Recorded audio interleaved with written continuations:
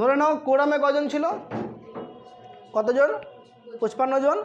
এবার আমরা ধরে নিচ্ছি ওই দিন 100 জন মেম্বার উপস্থিত ছিল। কতজন মেম্বার ছিল, বোথ পার্টিতে কত করে পার্সেন্ট ছিল, 50 করে। কেউ জিতলো না। একমাত্র এই সময়েই স্পিকার এসে ভোট দিতে পারবে। কোথায়, সমান সমান যখন লোকসভায়। রাজ্যসভার ক্ষেত্রে চেয়ারম্যান কি ভোট দিতে পারবে? বুদ্ধি লাগাও, চেয়ারম্যান ভোট দিতে পারবে? চেয়ারম্যান তো ভাইস প্রেসিডেন্ট, ও তো ইলেকশন হয়ে আসে নাই। তো রাজ্যসভায় চেয়ারম্যান কি ভোট দিতে পারবে? পারবে না। বোঝা গেল কি বললাম? একমাত্র লোকসভাতে এই সময় এসে স্পিকার কি করতে পারে, ভোট দিতে পারবে।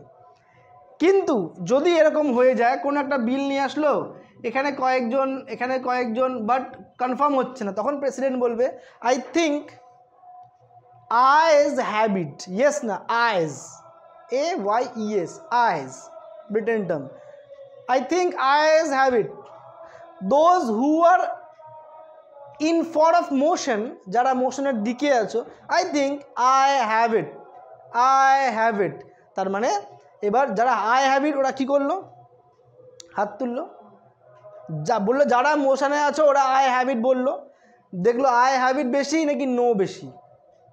যদি আই হ্যাভ ইট বেশি হয় কী করে দিবে, বিলটা পাস করে দিল কে, স্পিকার। যদি চ্যালেঞ্জ করে, যারা নো ছিল চ্যালেঞ্জ করে, প্রেসিডেন্ট আবার 2বার বলবে কিন্তু আই হ্যাভ ইট। 2বার বলার পরে প্রেসিডেন্ট বললো আচ্ছা ঠিক আছে পাস, আই হ্যাভ ইট বেশি আছে, পাস হয়ে গেছে। চ্যালেঞ্জ করলো অপোজিশনরা, যারা নো বলছিল। প্রেসিডেন্ট লবি খালি করতে বলবে 3 মিনিট 30 সেকেন্ডের মধ্যে। লবি খালি করে সবাই আবার জায়গায় চলে গেল। প্রেসিডেন্ট আবার বলবে those who are in motion say ayes have it, বলে I think ayes have it. President 2বার বলবে, আবার দেখবে কাউন্টিংয়ে। আবার যদি মোশন না হয় বিল তো ক্যান্সেল, বুঝবা, মোশন না হলে বিল ক্যান্সেল।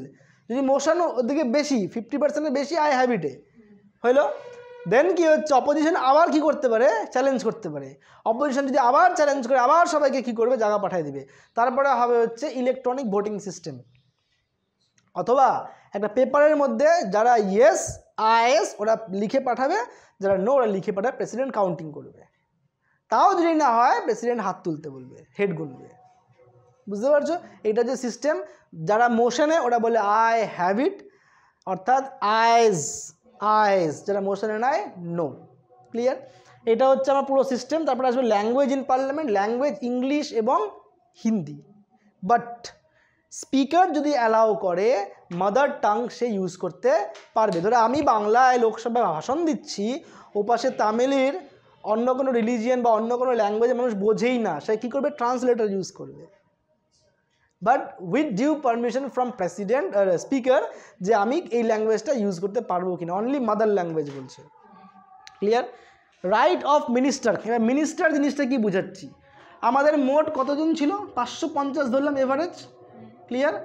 550 জন থেকে পার্সেন্টেজ করবে 81-র, 15% দিবা। 81 জনকে নিয়ে তৈরি হবে কাউন্সিল অফ মিনিস্টার। আমি COM লিখলাম, কাউন্সিল অফ মিনিস্টার। ক্লিয়ার? 81 জনকে নিয়ে তৈরি হবে কি, কাউন্সিল অফ। এখান থেকে 80 + 1 হিসাব হয়। 1টা কার জন্য বলতে পারবা, প্রাইম মিনিস্টার। ক্লিয়ার? এইখান থেকে আসবে 20 + 1 অর্থাৎ কয়জন, 21 জন। কাউন্সিল অফ মিনিস্টার থেকে 21 জনকে নিয়ে তৈরি করবে parliamentary committee, sorry cabinet minister.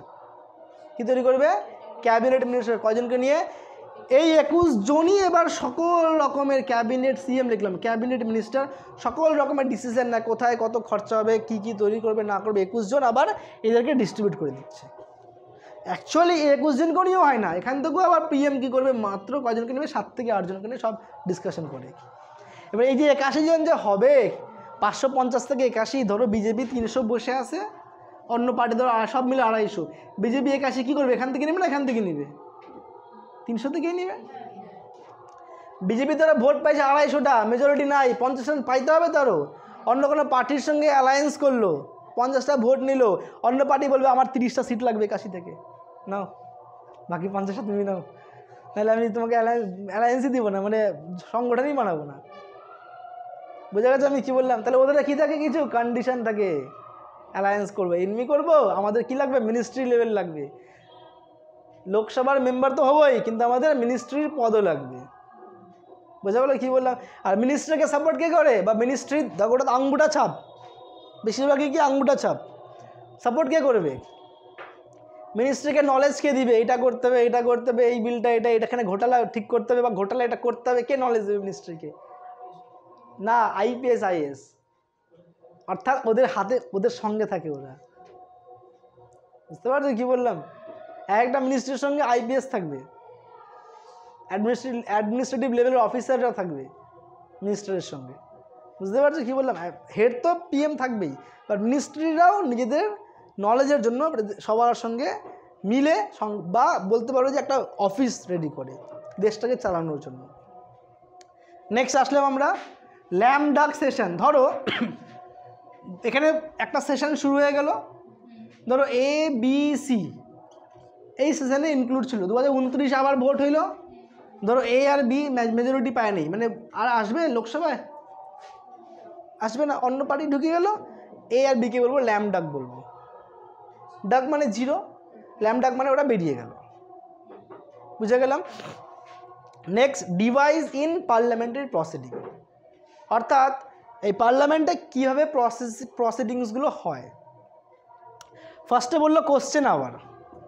Question আওয়ারের মধ্যে ভাগ থাকবে 3 রকমের, স্টার্টেড, আনস্টার্টেড আর রিটেন। স্টার্টেডের কোশ্চেনের মধ্যে সেটা হচ্ছে ওরাল কোশ্চেন, এরকম স্টার দেওয়া থাকবে। ক্লিয়ার? ওরাল কোশ্চেনে একটা কোশ্চেন করলাম, ফলো করে আর একটা কোশ্চেন আমি করতে পারি ওখানে পার্লামেন্টের, লোকসভার মধ্যে। তারপরে আমি আনস্টার্টেড কোশ্চেনে আমি রিপিট কোশ্চেন করতে পারবো না। আর একটা রিটেন কোশ্চেন, আমাকে কমসে কম 10 দিন আগে আমার কোশ্চেন লিখে জমা করতে হবে। লোকসভার স্পিকার ওটা সার্কুলেট করবে অপোজিশনকে, অপোজিশন রেডি করে নিয়ে এসে অ্যান্সার স্ক্রিপ্ট রেডি করে নিয়ে এসে ভাষণ দিবে। বুঝতে পারলো? আমি শর্টে বললাম, এটা হচ্ছে কোশ্চেন আমার মধ্যে যায়। তারপরে 0 আওয়ার। 0 আওয়ারটা আমাদের ইন্ডিয়ান কনস্টিটিউশনে আছে, অন্য কোনো কনস্টিটিউশনে নেই, মানে ব্রিটেনেরও নাই। 0 আওয়ারটা হচ্ছে এই মোশন, অর্থাৎ এজেন্ডা শুরু হওয়ার আগে আর কোশ্চেন আবার শুরু হওয়ার পরে স্টার্ট হয়েছে 0 আওয়ার। তারপরে আসবে হচ্ছে মোশন। মোশনের মধ্যে অনেক ভাগ আছে, আমি যেগুলো ইম্পর্টেন্ট সেগুলো বলতেছি। একটা কনফিডেন্স মোশন, একটা নো কনফিডেন্স মোশন। এটা অনেকই বেশি important, confidence and no confidence. Confidence আর নো কনফিডেন্স। নো কনফিডেন্স মোশনের ক্ষেত্রে কি হবে, নো কনফিডেন্সের ক্ষেত্রে এখানে কয়টা ছিল, 81টা মিনিস্টার ছিল। এবার ভোটিং হবে যে 81টা মিনিস্টার যে রাখা হয়েছে এদেরকে সাপোর্ট পাচ্ছে তো 81টা। ধরো 500 জন মেম্বার আছে, 250-এর উপরে তো বলতে হবে হ্যাঁ 81 জনকে সাপোর্ট দিচ্ছি আমরা। বোঝা গেল? সাপোর্ট যদি না পায় তাকে কি বলবো আমরা, নো কনফিডেন্স মোশন। এমন কি এই মিনিস্টাররা এই পদ থেকে কী হয়ে যাবে, বেরিয়ে যাবে, অর্থাৎ লোকসভা ডিসলভ হয়ে যাবে। হয়েছে? নেক্সট টপিক হচ্ছে দেখো লেজিসলেটিভ প্রসিডিউর ইন পার্লামেন্ট। পার্লামেন্টারে এই লেজিসলেচাররা কী কী প্রসেস নিয়ে আসবে বা কী কী স্টেপ নেবে, 4 রকমের বিল নিয়ে আসবে। অর্ডিনারি বিল, মানি বিল, ফাইন্যান্সিয়াল বিল, কনস্টিটিউশনাল অ্যামেন্ডমেন্ট বিল। অর্ডিনারি বিল কথার অর্থ হলো যেখানটা একদম সাধারণভাবে বিল পেশ করা হবে, যেখানে কোনো টাকা পয়সার হিসাব থাকবে না। বিলটা ধরো প্রথমে আসলো রাজ্যসভায়, পাস হয়ে গেল, কোথায় আসবে, লোকসভায়, পাস হয়ে গেল, কোথায় যাবে, প্রেসিডেন্ট অ্যাসেন্ট দিয়ে দিল, বিল পাস, গ্যাজেটে পাবলিশ হয়ে গেল। মানি বিলের ক্ষেত্রে বিলটা আসলো কোথায়, লোকসভায় বা রাজ্যসভায় আসলো, পাস হয়ে গেল, কার কাছে গেল, প্রেসিডেন্টের কাছে অ্যাসেন্ট দিল, বিল পাস হয়ে গেল, মানি বিল। কিন্তু ফাইন্যান্সিয়াল যে বিল আমি এখানে ভাগ করলাম, এই ফাইন্যান্সিয়াল বিলকে আমরা 3 ভাগে ভাগ করব। 1 মানি বিল, 2 financial bill 1, 3 financial bill 2। That means every money bill is a financial bill, but every financial bill is not a money bill. Financial bill 1 কাকে বলে, বলছে মানি বিলের সঙ্গে যদি consolidated fund of India add হয়, অর্থাৎ ভারতের যে কোষাগার এক কথায় সেটাকে যদি অ্যাড করা হয় মানি বিলের সঙ্গে, তাকে বলি আমরা ফাইন্যান্সিয়াল বিল। আর যদি শুধুমাত্র কনসলিডেটেড ফান্ড অফ ইন্ডিয়া নিয়ে আমরা শুধুমাত্র কোষাগারের ব্যাপারে আলোচনা করি, তাকে বলি আমরা ফাইন্যান্সিয়াল বিল 2। এটা হচ্ছে আর্টিকেল নাম্বার 110, এটা হচ্ছে 117/1 এবং এটা হচ্ছে 117(3)। বোঝা গেলো কী বললাম? একটা হচ্ছে মানি বিল, একটা financial bill 1 that is money bill plus consolidated fund of India, আর ফাইন্যান্সিয়াল বিল 2 দ্যাট মিনস শুধুমাত্র কনসলিডেটেড ফান্ড অফ ইন্ডিয়া। মনে রাখবা, যখন মানি বিল নিয়ে আসবে লোকসভায় গেল, রাজ্যসভায় গেল, প্রেসিডেন্টের কাছে গেল, পাস হলো, বাট ইন কেস অফ, দেখো এখানে কী আছে, কনসলিডেটেড ফান্ড আছে না, এইটা লোকসভা রাজ্যসভা শুরুই হবে না যতক্ষণ না প্রেসিডেন্ট বলবে। তাহলে আগে প্রেসিডেন্টের কাছ থেকে এটা অ্যাসেন্ট হবে, তারপরে স্টার্ট হবে। তাহলে প্রেসিডেন্টের থেকে কোথায় আসলো? লোকসভা বা রাজ্যসভা, তারপরে পাস হয়ে আবার প্রেসিডেন্টের কাছে যাবে কি? যাবে না। এখানে যখন পাস হয়ে গেল, ও তার মানেই পাস হয়ে গেল। বোঝা গেল কী বললাম? এইটা হচ্ছে পুরো প্রসেস আমাদের। যে একটা পার্লামেন্ট আমরা ফার্স্ট ডে থেকে দেখলাম যে পার্লামেন্টে কত সিট, ওখানে আমরা একটা জিনিস ভুল বলেছিলাম, দ্যাট ইজ অ্যাংলো ইন্ডিয়ান। ওই দুটো সিট কী হয়ে গেছে? বাদ হয়ে গেছে। ওখানে আর কোনো মত নাই, দুটো অ্যাংলো ইন্ডিয়ানদের ক্ষেত্রে সিট রাখা নাই আর। এইবার আজকে দেখলাম লিডার অফ দি পার্লামেন্ট সামন, কীভাবে প্রসেসিংটা হয়। তারপরে দেখলাম আমরা ডিভাইসেস ইন পার্লামেন্টের প্রসিডিং, তারপরে লেজিসলেটিভ প্রসিডিউর ইন পার্লামেন্ট। আমাদের পার্লামেন্টের পুরো পার্ট আমরা কভার করছি মোট 4টা ভিডিওতে ক্লাসে। আর যদি তোমাদের এর পরে কোনো রকমের সমস্যা তোমরা জানাবা, যারা অনলাইনে দেখছো ইউটিউবে কমেন্ট করবা। আর যদি তোমাদের খুব বেশি সমস্যা অন্য কোনো টপিকে, আমার হিসেবে এর পরে বাকি যে টপিকগুলো আছে historical background of Indian constitution বাদ দিয়ে বাকি টপিকগুলো একদিনের টপিক। ক্লিয়ার? এই দিকে যে পার্লামেন্ট হইল কেন্দ্র, ওই দিকে হবে স্টেট লেজিসলেটিভ অ্যাসেম্বলি রাজ্য। Parallelly same state legislative assembly, পার্লামেন্টে দুটো ভাগ দেখলাম, কী কী? লোকসভার, তার সঙ্গে স্টেট লেজিসলেটিভ অ্যাসেম্বলি বিধানসভা, বিধান পরিষদ, তার সঙ্গে গভর্নর। আমাদের রাজ্যে বিধানসভা আছে, বিধান পরিষদ নাই। মাত্র 6টা মাত্র স্টেটের মধ্যে কি আছে? বিধান পরিষদ, বাকিটাতে বিধান পরিষদ নাই। বোঝা গেল কী বললাম? তাহলে লোকসভা সেন্টারে যদি হয়, বিধানসভা হবে কোথায়? রাজ্যে। প্রেসিডেন্ট যদি সেন্টারে হয়, গভর্নর কোথায় হবে? রাজ্যে। প্যারালালি পুরাটাই সেম পাবা, পুরাটা সেম, কয়েকটা জিনিস চেঞ্জ থাকবে খালি নামগুলো। যেমন এখানে কি হচ্ছে? MP, member of parliament. যেহেতু এটা পার্লামেন্ট পড়ছি না আমরা, আগে এম লাগালাম, এমপি, ওটা লেজিসলেটিভ অ্যাসেম্বলি, তাই জন্য লেজিসলেটিভে এ, এখানে এল হয়ে গেল member of legislative assembly, MLA। Bus difference এখানেই থাকবে।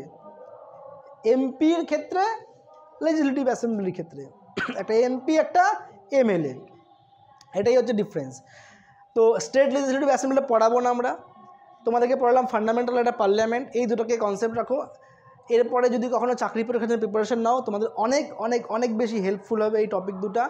তার সঙ্গে বাকি যত টপিক সেন্টারের মধ্যে পড়ে, supreme court, high court, judicial review, judicial activism, tribunal, president, prime minister, যত টপিকগুলি আছে, parliamentary committee, parliamentary forum, parliamentary group, cabinet minister, council of minister, এইসব একটা চ্যাপ্টার একদিনের ব্যাপার। একদিনে বলবো না, 1 ঘন্টাতে পড়লেই কমপ্লিট হয়ে যাবে, মানে শর্ট করা আছে এগুলো। তাই এগুলোতে আর যাবো না। এগুলো কী হয়? ডাইনামিক, চেঞ্জ হতে থাকে। তো যখন চাকরি পরীক্ষার জন্য পড়বা, তখন একবার করে রিভাইজ দিয়ে নিবা। এরপরে তোমাকে যদি কোনো সময় কোনো জায়গাতে কোনো টপিকে প্রশ্ন, তুমি রিলেট করতে পারবা যে ওই পজিশনটা কী করে পাইলো, ওটা কোথায় বসে আছে, প্রেসিডেন্ট কোথায়, গভর্নর কোথায়, অপোজিশন কোথায়, সব তোমার মাথায় ঢুকে থাকবে। এরপরে তোমার যত স্ট্রাকচার আছে না, আর গন্ডগোলটা হবে না। আমাদের পার্লামেন্টের কয়টা পিলার রয়েছে? 3টা। একটা লেজিসলেটিভ, একটা এক্সিকিউটিভ, আর একটা জুডিশিয়ারি, যেটা ফার্স্ট ডে বলেছিলাম, মনে আছে? লেজিসলেটিভ ল তৈরি করে, এই যে প্রসেস যেটা শিখলাম, এক্সিকিউটিভ লটাকে ইমপ্লিমেন্ট করবে, জুডিশিয়ারি লটাকে চেক অ্যান্ড ব্যালেন্স করবে। বোঝা গেল কী বললাম? জুডিশিয়ারি টবে কী বসে আছে? সুপ্রিম কোর্ট, তার নিচে হাইকোর্ট, তার নিচে সাবঅর্ডিনেট কোর্ট, লোয়ার কোর্ট যাকে বলি আমরা, ডিস্ট্রিক্ট কোর্ট, সেশন কোর্টের হচ্ছে সাবঅর্ডিনেট কোর্ট। বোঝা গেল? এক্সিকিউটিভে যেতে গেলে এন্ট্রান্স বসতে হবে, UPSC WBCS ক্র্যাক করতে হবে, লেজিসলেটিভে বসলে গেলে ভোট দিয়ে যেতে হবে। এই 3টাই প্রসেস। বোঝা গেল? আজকের মতো এটুকুই থাক। আমরা কোশ্চেন অ্যান্সার্সগুলো যেগুলো আমাদের ওই কনস্টিটিউশনের দেওয়া হয়েছিল 30টা কোশ্চেন MCQ, ওগুলো ডিসকাস করি।